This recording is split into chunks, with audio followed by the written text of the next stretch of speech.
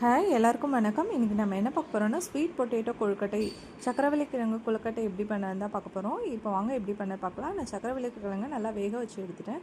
வேக வச்சு எடுத்துக்கப்போ ஆறட்டும் நல்லா. அடுத்து அரிசி மாவு எடுத்து அதில் தேவையான அளவு உப்பு சேர்த்து சுடு தண்ணி சேர்த்து நல்லா பிசைஞ்சு வச்சுக்கோங்க.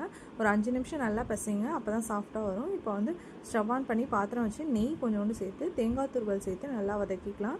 அதுக்கப்புறம் வேக வச்ச ஸ்வீட் பொட்டேட்டோவை வந்து நல்லா மசிச்சு சேர்த்துக்கலாம். தேவையான அளவு ஸ்வீட்டுக்கு ஏற்ற மாதிரி வெல்லம் சேர்த்துட்டு இப்போ வந்து அதை நம்ம கொழுக்கட்டை செய்யறதுக்குள்ளே இட்லி பாத்திரத்தில் தண்ணி வேகட்டும் காயட்டும். அதுக்குள்ளே வந்து இந்த மாதிரி கொழுக்கட்டை செஞ்சு எடுத்துக்கோங்க. இல்லாட்டி கொழுக்கட்டை செய்கிற அச்சு இருக்கும்ல, அதில் கூட நீங்கள் செஞ்சு எடுத்துக்கலாம். உங்களுக்கு எதில் வந்து செஞ்சு எடுத்துக்கோங்க. நம்ம எப்பயும் விநாயகர் சதுர்த்திக்கு செய்வோம்ல, அதே மாதிரி தான் கொழுக்கட்டை. நடுவில் வந்து ஸ்வீட் பொட்டேட்டோ பூர்ணம் வச்சு செஞ்சிடணும். இப்போ பார்த்திங்கன்னா வந்து எல்லாத்தையும் வேக வச்சு எடுத்துக்கோங்க. வேக வச்சு ஒரு 10 நிமிஷம் ஆவியில் நல்லா வெந்ததுக்கப்புறம் நம்மளோட ஸ்வீட் பொட்டேட்டோ கொழுக்கட்டை சூப்பராக ரெடி ஆகிடுச்சு பாருங்கள். இதை நீங்களும் வீட்டில் ட்ரை பண்ணி பார்த்து